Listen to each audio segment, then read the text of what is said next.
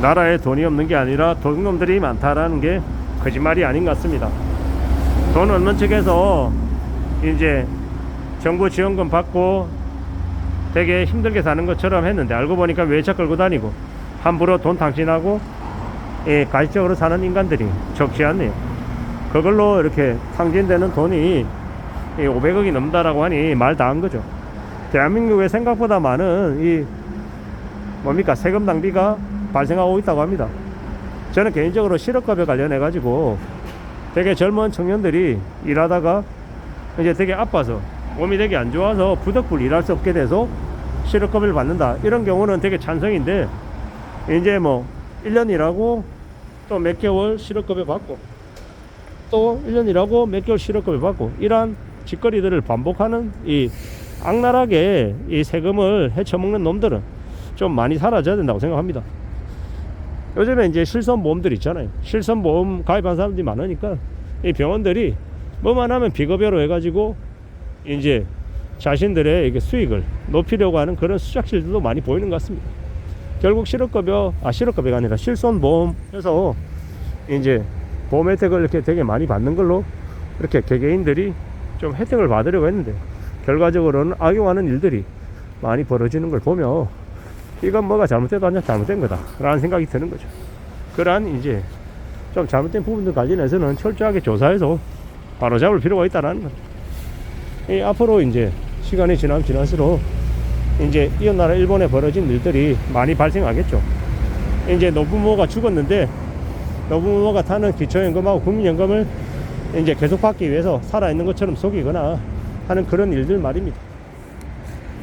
결국은 경제 상황은 안 좋아지고 이제 좀 수월하게 편하게 쉽게 살아가고 싶은 마음에 위법적인 일들을 저지르는 놈들이 나오더라는 겁니다.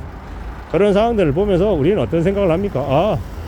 앞으로는 함부로 세금을 해먹는 놈들은 되게 처벌을 강화시켜야 된다. 그리고 이제 저는 개인적으로 생각하는 거, 사기범들 있잖아요. 경제 사기범들 처벌 수위를 매우 높이고 추징을 강하게 해야 된다고 생각합니다. 예를 들어서 5억을 사기쳤다라고 하면 추징하는 금액은 10억을 물려야 된다고 생각합니다.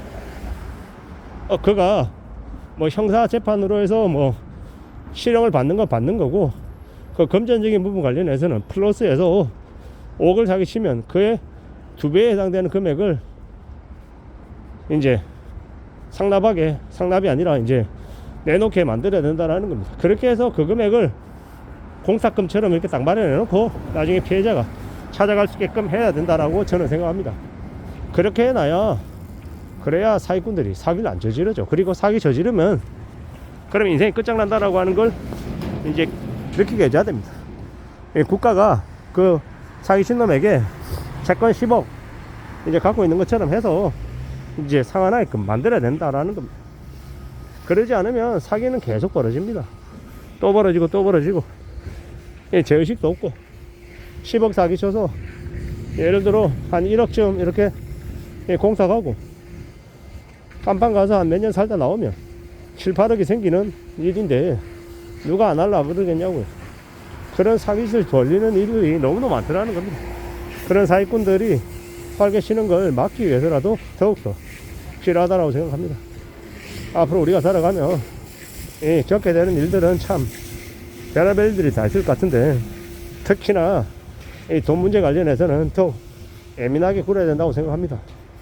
사기 관련한 것들은 더 이상 발생되지 않게끔 더욱더 강력한 처벌이 있어야 된다고 생각하고, 또 저렇게 이제 세금을 이제 교묘하게 헤쳐먹는 경우에는요, 그에 대한 배액을 2배, 3배로 또 상환하게끔 하는 것들도 만들어야 된다고 봅니다. 그래야 함부로 저런 짓거리 하는 일들을 안 하려 하지 않겠냐라는 겁니다.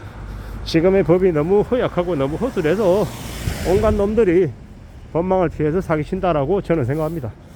그러니 좀 더 지켜보고 좀 더 살펴보고 좀 더 따져볼 필요가 있는 것 같습니다. 살아가는 삶이 절대로 녹록지 않다라는 걸 보여줘야죠. 그 사기꾼들에게 말입니다. 사기치는 놈들이 아무렇지도 않게 뻔뻔하게 살게끔 내버려 두면 안 된다라고 생각합니다. 좀 더 강하게, 좀 더 강력하게 판단해야죠. 그래야 된다라고 봅니다. 그런 것들이 더 요구된다라고 생각합니다. 살아가는 이 현실이 참으로 녹록지 않습니다. 힘들고 어렵습니다. 그 힘들고 어려운 것들을 어떻게 감내하고 어떻게 견디며 살 수 있겠습니까? 잘 따져봐야죠. 잘 살펴야 될 것 같습니다. 더욱더 우려스러운 일들이 계속 벌어지는 것 같습니다. 저거 보고 살펴보고 따져봐서 이제 만들어 가야죠. 우리가 살아가는 현실은 참으로 힘겹고 어렵다라는 것. 그리고 온갖 곳에서 이 쓰레기 같은 인간들이 해먹고 이용하고 악용하는 경우도 너무 많다라는 것.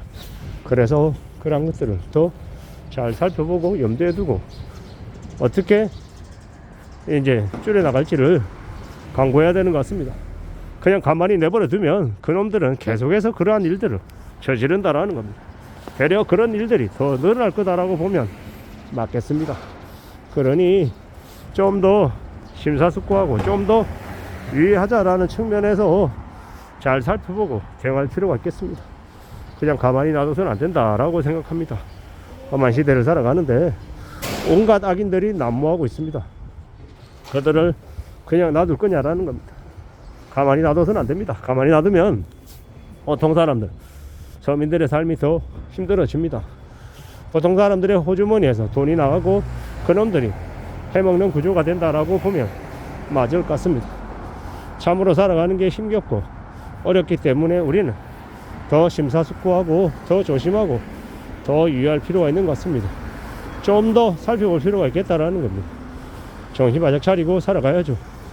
험한 세상입니다. 험한 시대입니다. 가만히 놔둬서는 안 된다라는 것, 절대로 그냥 내버려둬서는 안 된다라는 것 명심해야 되겠습니다.